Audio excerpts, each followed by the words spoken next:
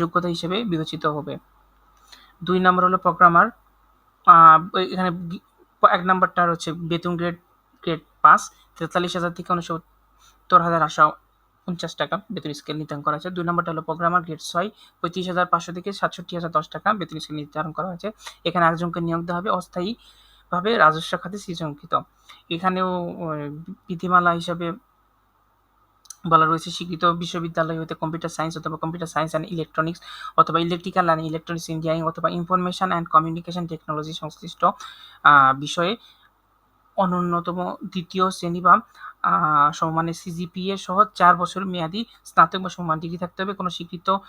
কোনো সরকারি অথবা স্বায়ত্তশাসিত বা আধা স্বায়ত্তশাসিত বা সংবিধিবদ্ধ প্রতিষ্ঠানের সিনিয়র কম্পিউটার অপারেটর, সহকারী প্রোগ্রামার, সহকারী রক্ষণাবেক্ষক,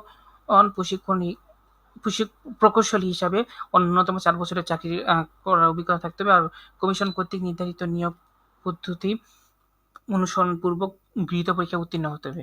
3 নম্বর পোস্টটা হলো অ্যাসিস্ট্যান্ট মেইনটেন্যান্স ইঞ্জিনিয়ার, বেতন স্কেল 9ম গ্রেডের 22,000 থেকে 53,060 টাকা বেতন স্কেল ধরা হয়েছে। এখানে একজনকে নিয়োগ দেওয়া হবে আর এটা অস্থায়ীভাবে রাজস্ব খাত সৃজনকৃত।